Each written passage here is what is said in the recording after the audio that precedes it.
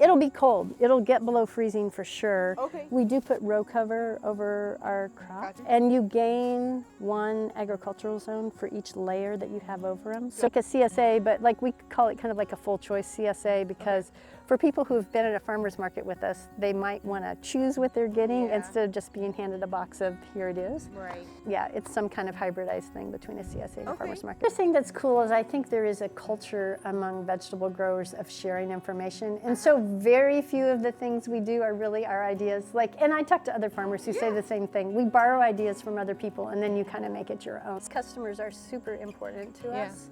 And like I said, a lot of those people I had known for 20 years. So I think of them almost more as friends than customers. Tell me a little bit about your farm here and specifically your name. Right. Because I noticed that it's not your last confusing. name, Right. so I'm just curious where your name came from. The Christophers were our family. It was a last name. Okay. And it's kind of evolved into a middle name. I think the people who bore the name Christopher mostly died out. Okay. But it was my maternal granddad's mom's family were the Christophers. And they first came to Randolph County before the Civil War. So been here a Wow, long time. Yeah. Like my great great. yeah, grandfather came here from Tennessee, near Murfreesboro, Tennessee, but settled in this area. He actually had a house built down on Indian Trail Road in one, which is the Cates farm now. I don't know. If you know. Yeah. I know so the that Cates. was the original Christopher farm.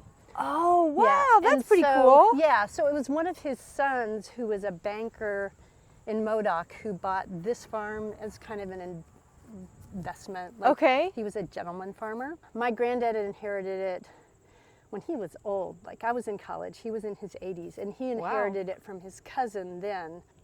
That's kind of how it ended up So with it's cycled us. through like your Right. whole family. Right. And now you have it. Right. Although I think we're the first family members to actually live here. I think it was rented out. It was a dairy.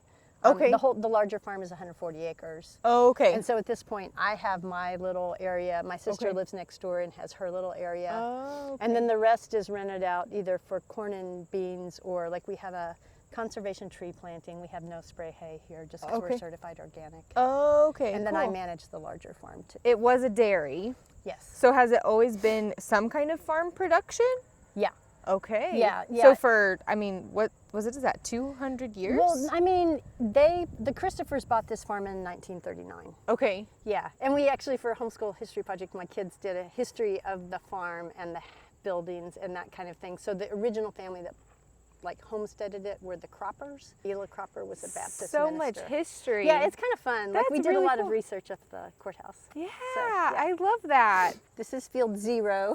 Okay. Because we had field 1 and then we were working south. So we've got field 0 here. So it's just this area here. And this is, we've gotten a lot of equip grants for high tunnels. Like we have the high tunnels. Yeah, So this is the last one we put up last fall, and it was over there, but we moved it this spring. And so we had cherry tomatoes in here, sprouting broccoli and that kind of thing. So we've switched it all out and now we're going into winter crops. So we got lettuces and scallions and spinach Cool. and yeah, some flowers that we're gonna overwinter. This is a different kind of hoop house. Yeah, it's called a caterpillar tunnel. And if we walk around this way, you can see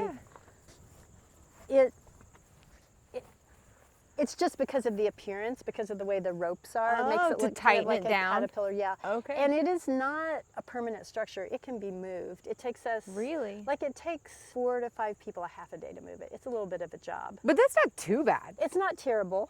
Yeah. Like it's if not you think terrible. about how, I mean, how long is this? It's 100 feet.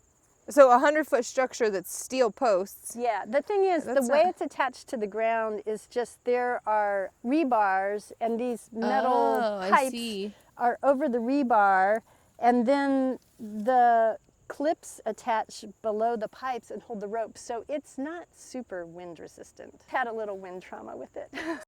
Some of the beds have plastic down, or Yeah, landscape fabric. yeah, landscape fabric, and some don't. So Right. why the difference? So these are crops that are going to be here for a really long time, and so they will produce.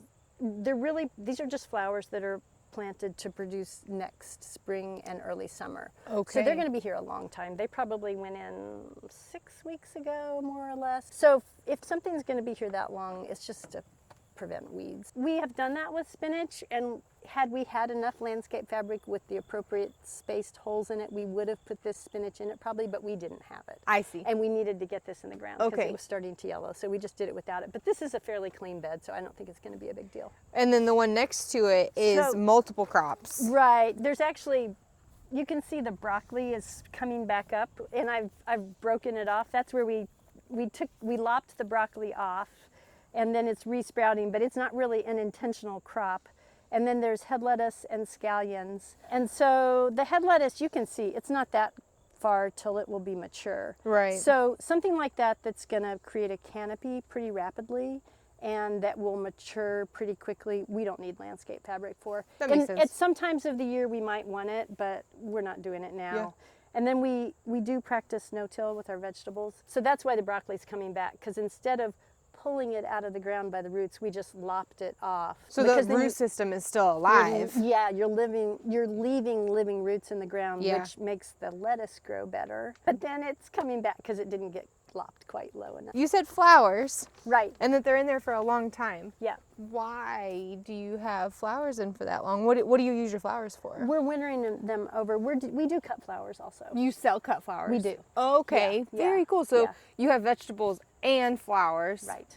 Very cool. Right. Okay. Yeah. So, and you can see the snapdragons down there. We used them for the early and late fall, and they could winter over successfully, but I think they're going to get taken out to put something else in. Okay. Yeah. This caterpillar tunnel, how warm will it be in the winter? Because there's no blowers or heaters or No, anything. It's just nothing we plastic. have that we overwinter is heated. It'll be cold. It'll get below freezing for sure. Okay. We do put row cover over our crops. Gotcha. Mhm. And you gain one agricultural zone for each layer that you have over them. So you'll we're- have two. yeah, so we're zone 5B. Okay. So that'll bump us to 6A with just the caterpillar, you know, Gotcha. 6B with the Yep. row cover. And last winter when we had that crazy cold snap in Yeah. December, we had 3 layers of row cover on some things. Wow. Yeah. So How and did it manage during that? It did okay. That's awesome. Yeah, yeah, it was Okay, great. good. So Yeah. you didn't lose much during that snap. We really didn't. Yeah, Good. I was surprised. I Yeah. thought we would lose more. And we're talking about Christmas where it went like negative 40. Right. Yeah. Yeah. Wow. Yeah, Well, so- that's really cool. I'm glad that it stays that way, especially with no heaters or blowers or Right. anything. that Right. I Everything mean, you was get okay. some solar gain. You have multiple Right. greenhouses, tunnels. Right. So what is it really that you sell, and who are you selling it to? You said you've got CSA today. Yeah. So what does your like market look like? So our biggest market is farmers markets, and we're currently at the farmers market in Richmond, and we also go to the Hyde Park Farmers Market in Cincinnati. Oh wow. And that's really our biggest market. That's Okay. like 60% of our income is coming from there. And that's all the cut flowers go there at this point. For the most part, we do a few orders locally, but Okay. mainly it's going to Cincinnati. Okay. And then we have a CSA in Richmond, which is a Tuesday delivery. Okay. And then we were formerly at the farmers market at Minnetrista in Muncie. Those are customers I had for 20 years. So when we left that market, I had been doing like an email online ordering system Okay. for a long time. Yeah. And then in COVID, obviously, it really picked up. Yeah. And so I've just continued doing deliveries to that group of people. Like they order online and harvest and pack on Thursdays, and I deliver it on Fridays. Very cool. So it's kind of like a CSA, but like we call it kind of like a full choice CSA because for people who have been at a farmer's market with us, they might want to choose what they're getting Yeah. instead of just being handed a box of here it is. Right. So it's some kind of hybridized thing between a CSA and a Okay. farmer's market. So we're really kind of like 4 different places, which is a little too much for the Is size it? farm we are. Yeah. So what size farm would you call this then? Well, I would call it a small farm. Yeah. I mean, a lot of people are starting to do what they're calling micro farms, which Yeah. are like a quarter acre. Right. And we're closer to an acre and a half of Okay. actual in the ground production. Okay. Yeah. So, Very and cool. we do a lot of outdoor crops, but we have done an increasing number of indoor crops in hoops and caterpillar tunnels that are unheated, partly because it just gives us more control Okay. in terms of climate chaos. Yeah. Yeah. And also it means that we can grow throughout the year. We can Right. have heavier production in the spring and in the fall. So it sounds like you've got some good demand. for what it is that you're growing. We do. To be sold. Yeah. And being able to capitalize maybe isn't the right word, but meet the need of customers that you had for so long in the Minnetrista market. Yeah. That's really cool for you to recognize and be able to provide to. Well, I mean, our relationships with customers are super important to us. And like I said, a lot of those people I had known for 20 years. So I think of them almost more as friends than customers. I couldn't have left them. Yeah. You've been farming then for a really long time. Yeah. And if you've had customers for 20 years, how does that, and we don't have to put this in the video, but it seems like it makes you quite emotional. In a good way, that you're very proud of that. So can you talk a little bit more about why that's so important to you? I think just like when you've known people for that long, you develop meaningful relationships. And, you know, like people who had started coming to us at market and they didn't have children and now their kids are in college or just doing incredible things. And you just learn so much about what people do. It's like your own special community. Yeah, it is definitely our community. And the thing we always say is just like feeding them feeds us. Yeah. And that's definitely the case. Yeah. Feeds you because you're making money off of it, which is great, but feeds your soul. Exactly. More than anything. It's more that than the money. Yeah. So it's cool that you're able to do this full time and make a living wage off of this, but you really feel deeply for your customers. Definitely. And it feeds your soul, you're saying. It does. Yeah. I mean, I think for many years that was really the strongest driving factor in continuing doing this. Yeah. And I think there are a lot of things that have become a part of that in addition to that as the years have gone on. Yeah. But originally that really, I can just remember like being out working, you know, harvesting in the rain and blucky weather and just thinking about how like, well, I know Judy really wants this, whatever, you know. What a way for you to push through hard times. You're like, no, Judy really, really wants her cabbage this week. And if she doesn't get her cabbage, she can't make her coleslaw for her church family. And if we can't feed their church family, I don't even know what we're doing here. Right. Like, it really just domino effects into everything. It does, for What sure. a cool way to talk about feeding your community. Yeah. I think a lot of people say, oh yeah, I love feeding my community, but to physically say, Judy needs this. Right. I'm out here, I'm frozen, I'm wet, I'm cold, but Judy needs her food. Right. I'm gonna harvest her food for her. Yeah. That's really cool. We have a customer in Cincinnati now, so we've only been there 3 years. We're in still, Cincinnati. Yeah, it Okay. still feels new in some ways, but we have one woman who gets 6 bags of arugula every week because she has some residual health problems due to Lyme's disease that she got many years ago. She's the exact same age as me. And she says that the arugula has completely taken care of some sinus headache issues she had.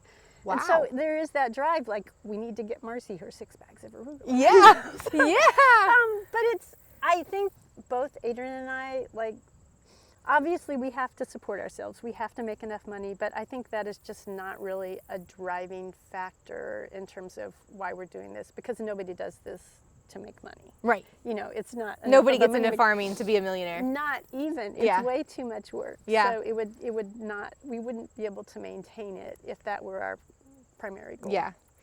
Now, you said Adrian, Yes. so that's your son. Right. So he works here with you. Right. Does he handle a lot of the business also? Or is he just kind of like help on the farm as far as labor is concerned? So he's been back for 3 years now. So in 2020, he is definitely helping me with management stuff. Like the goal is eventually, we're doing this very, very gradual transition. Okay. But he intends to stay here. He intends to keep the business going. Okay. It's just like been a gradual thing, and there's still a lot of stuff that he doesn't know how to do. Okay. That's more like the bookkeeping, all that kind of administrative stuff. Yeah. So you're transitioning him to take over the business one day. Yes. Okay. Yeah. And I'm still, like, we had an interview with one of our interns, and she's like, okay, so just to be clear, who's the big boss? Who do I directly report to? So I am the big boss. Okay. But Adrian still does a lot, like he's coordinating harvest and, you know, he does a lot of stuff. Okay. In terms of coordinating and managing people as well as crops. Okay. And he's definitely like become our handyman guy. Yeah. So Awesome. Yeah. So interns. Right. So you have then Adrian and you have other people that help you on here. Right. So who else helps? How many hands do you have in this pot here? So this week we went from 4 additional people. Like last week we had 4 additional people other than us, and now we're at 2. Okay. Is that because So the season is dying down? Yeah, or? well, one person was here just woofing for a concise period of time. Okay. And so she left. Okay. And then the other person was working part-time, and she's moving on to pursue her own interests. So, so we have 2 interns this season, and we'll have 3, maybe even 4 next season. So that is a new thing we did. Last year we started an intern program.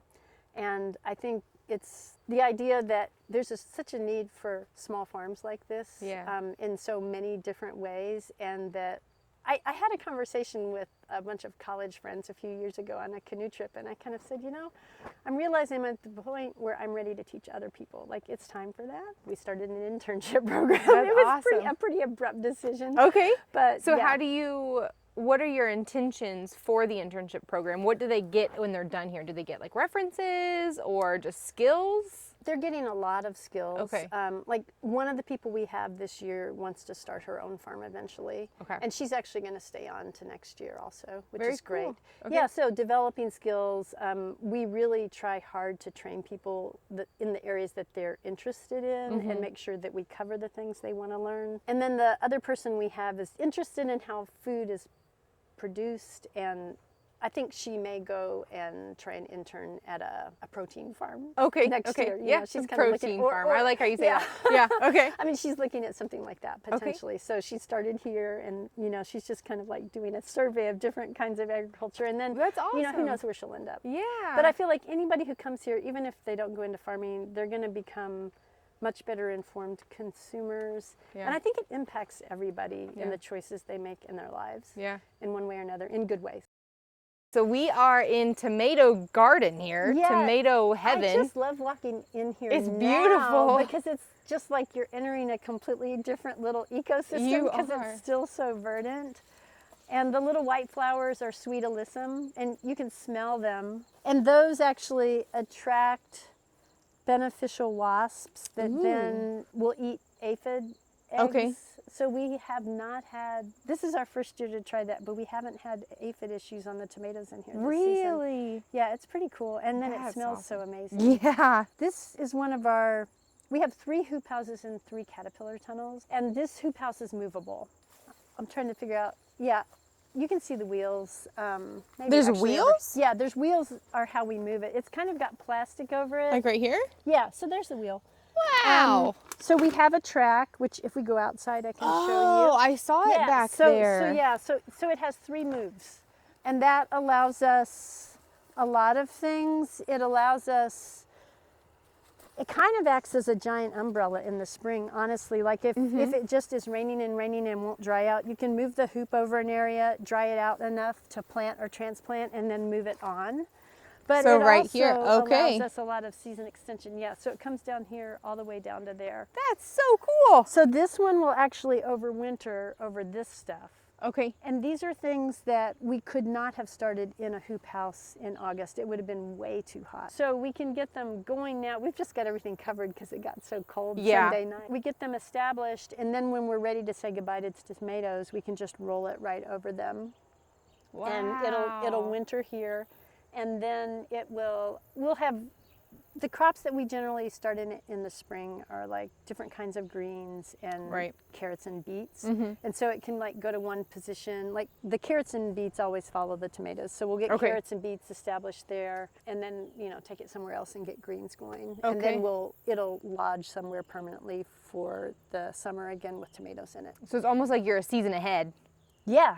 Yeah. That's why I always feel really disoriented about what season Yeah. it is. And I really think it's working with these things. Yeah. It just like kind of makes you feel like, was it winter? Yeah, you're like, I'm Yeah. planting spring crops, but it's winter right now. Right. Like, hold on a second. Yeah, That is yeah. really cool. And so And you have then- 2 of these. Yeah, this one Yeah, so moves this other as one well, over here. but it doesn't have wheels. I don't know if you're familiar with Elliot Coleman, Uh-uh. but he's like the grandfather of small-scale organic vegetable growing, essentially. Okay, okay. Has written a lot of books. He did a lot of research in various European countries looking at Okay. models for growing small-scale organic vegetables. Mm-hmm. And he's written a lot of books on that. So he's, I feel like, kind of the one who pioneered movable hoop houses. And so I probably wouldn't be doing this if I hadn't read his books. Because when I started, there weren't internship opportunities, really. It Right. was like reading and going to conferences. Yeah.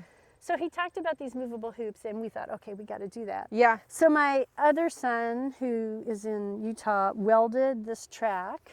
Oh, wow. Okay, Yeah, so this so is homemade one. This is all homemade. And we Wow. bought this hoop house kit, which was not designed to move. And then he welded these brackets, which you can see from the inside. Hey, Perlin. There are these little brackets that just fit okay. on the track, so it keeps the hoop on the track. Uh-huh. It's not going to slip sideways either way. And we just put cheap vegetable oil on the track Yeah. and chain it up with like a 4-wheeler and a truck and just, Drag it. yeah. How innovative. Yeah. So it's kind of suffering because it's not really designed. It's not an easy move doing it that way. Yeah.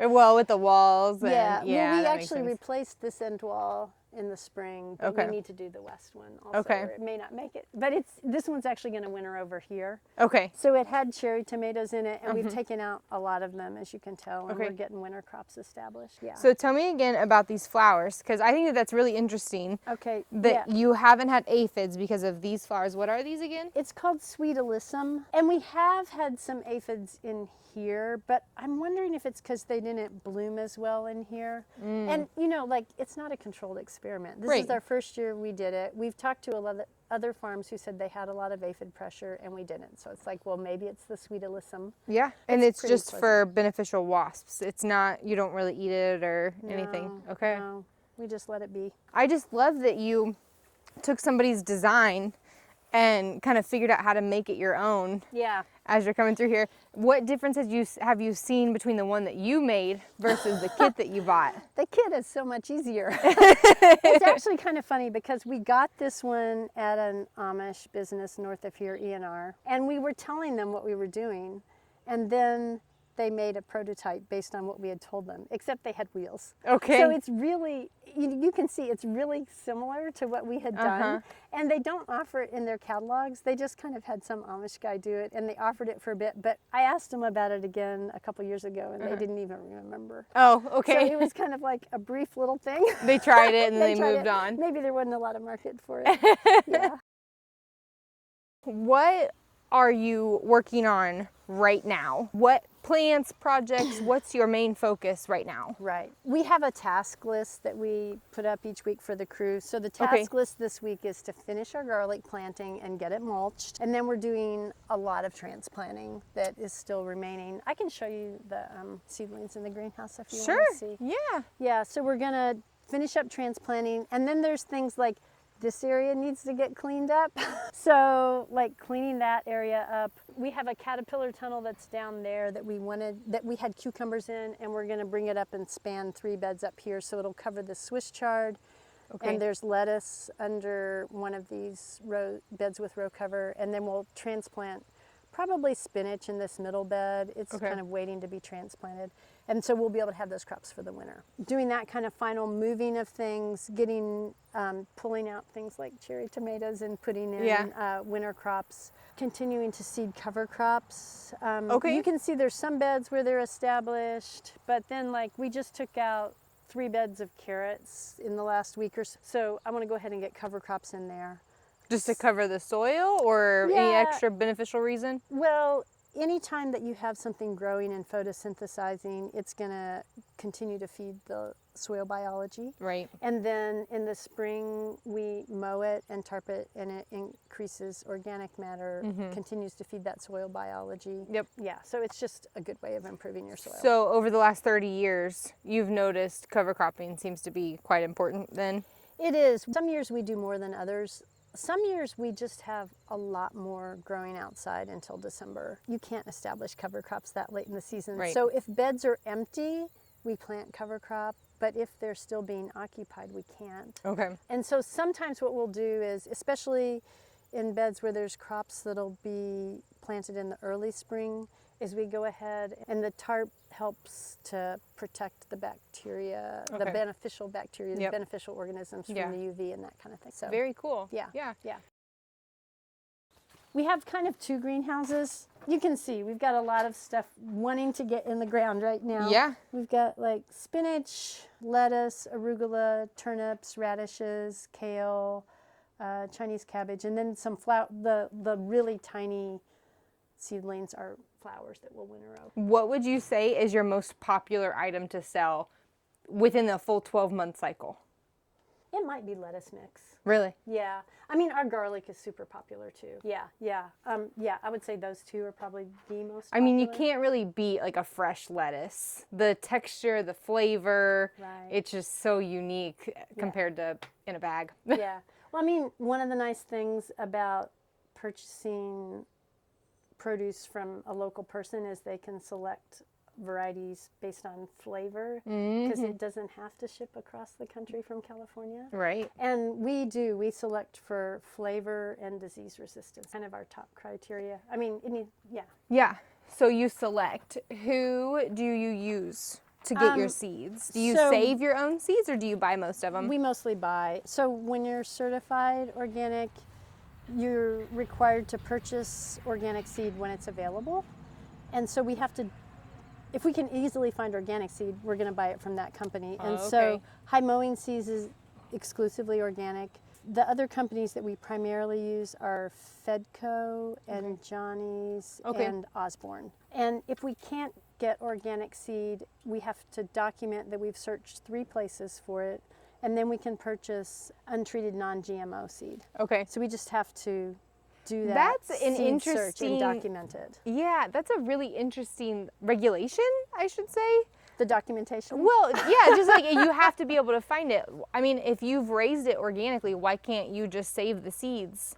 Well, and you plant could, but those? we don't have time to do all of that. It's pretty Okay. involved. So Okay. yeah, I mean, if we saved our own seed, there would be no documentation necessary. But I see. Different crops have different requirements in terms of seed saving, and that's Okay. just kind of like one thing we're not trying to do. Yeah, Yeah, just yeah. add to the complexity of everything. So this is your This is our bag shipping station? Yeah, Okay. so we call it our wash station, our Your wash up wash- station. A okay. lot of people call it a pack shed, and we just actually expanded it this year. You can see right here this line in the cement. Mm-hmm. It used to just come out to here, and I've actually got a photo of it. So this is what it looked like before. Oh, wow. Every 7 feet there was a 4x4. Uh-huh. It was just really challenging to work in it with Clunky. more than 2 people. Yeah. Yeah, for 2 people it was fine, but once our crew got a little bigger, and the other thing was the rafters. It's just Oh, this yeah. is the old roof. They It was came like right low in your enough. head. Yeah, Yeah. anybody taller than me was banging their head. Uh-huh. We had put like glow orange duct tape on the ends. So this was this season's project to Okay. enlarge it and just make it way more functional and efficient. So Yeah. Adrian was super involved in it until sometime in May. I said he has to help with the farm. Uh-huh. You can't have him anymore. We had a couple of neighbors who were kind of largely retired who did it, Okay.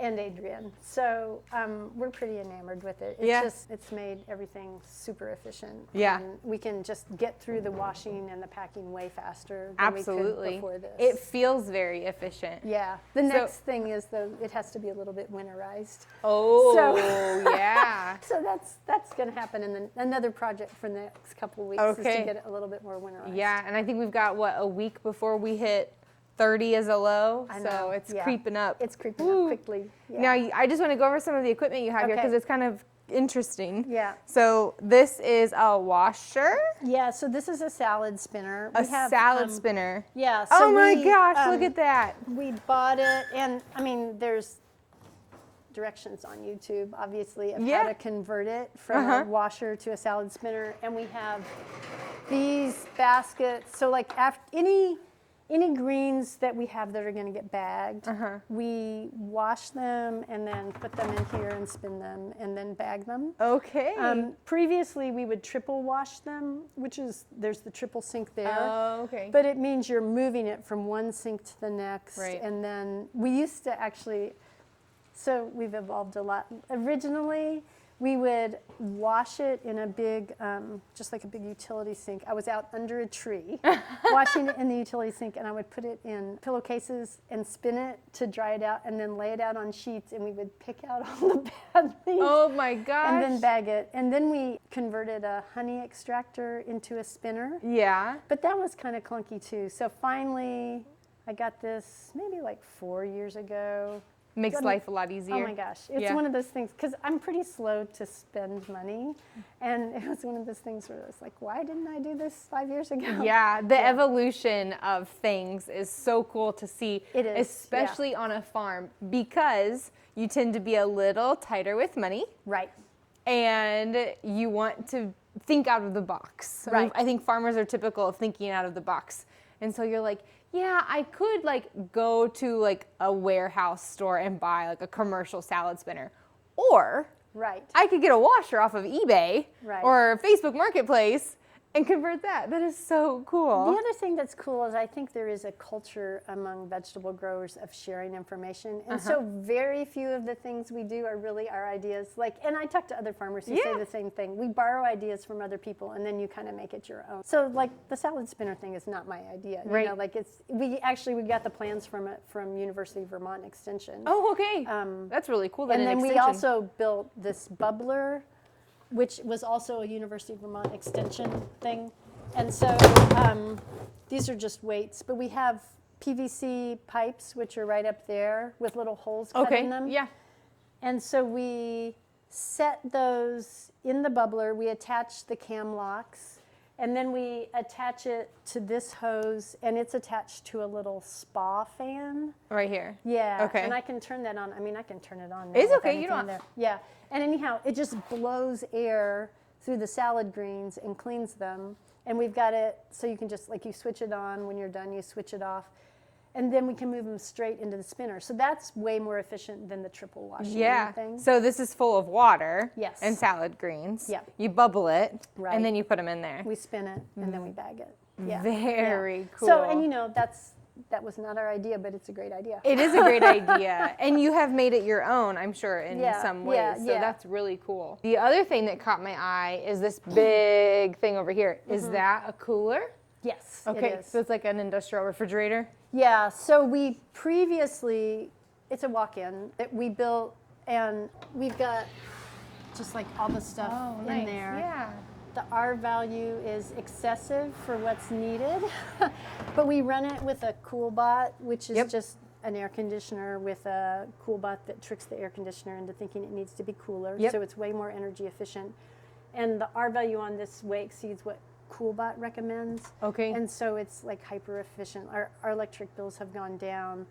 And we have another one in another barn. So we used to have to, we would wash stuff here and carry it over to the other barn, to the other walk-in cooler, and that's where we packed and loaded. That one just had thinner walls. It was spray and foam insulation, and it just didn't insulate as well. And this was like, we bought these panels from a local Amish guy who sells them. They're like 6-inch thick insulated panels. Oh, wow. And he gets seconds and sells them, so it was super affordable. Yeah. And now we can wash pack, put it in the cooler, and then you can see we can drive our truck right up to here and load right into the truck. Yeah, so it's been really huge.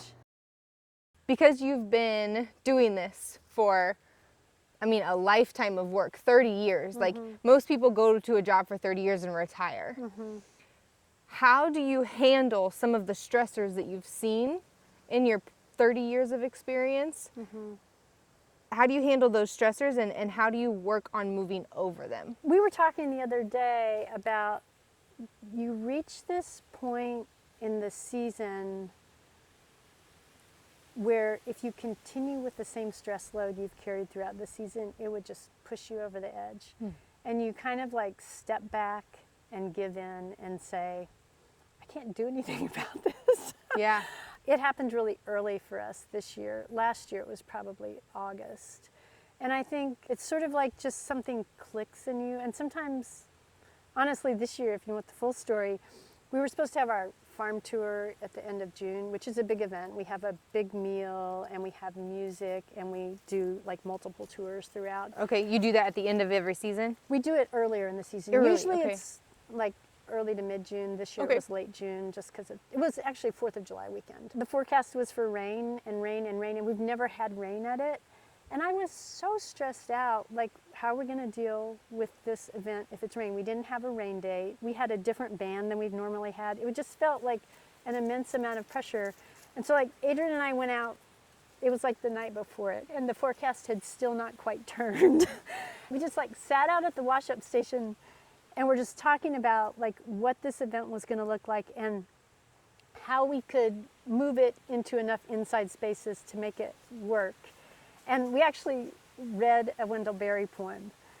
And it just kind of like, I'll get choked up again, but it kind of turned it for us. It was just sort of like all of a sudden I felt like it's going to be okay no matter what happens. Yeah. And that's kind of the point you reach, like every season at some point. And up till that, it's stressful.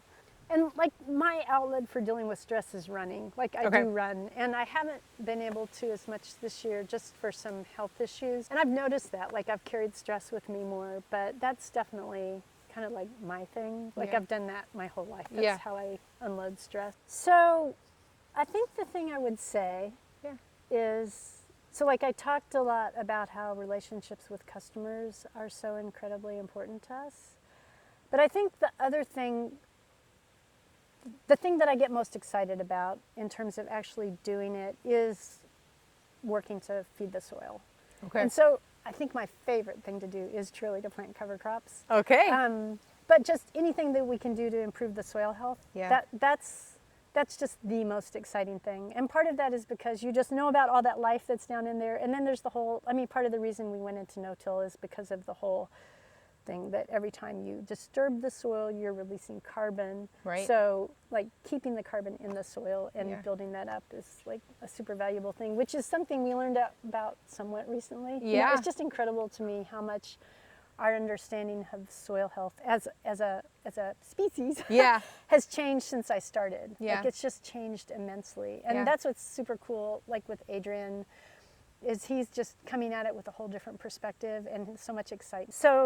So that's just, that's the other thing that really feeds me, I think. So your favorite part about farming is the soil. It is. It's the dirt on your hands. It is. And keeping it things wasn't healthy. always that. Like at one time it was really the vegetables, and the vegetables obviously are super important. Right. But and feeding people is obviously super important, but in terms of what I'm doing hands-on, it is what we do with the soil. Well, and it's like the vegetables and the feeding people, that's your product.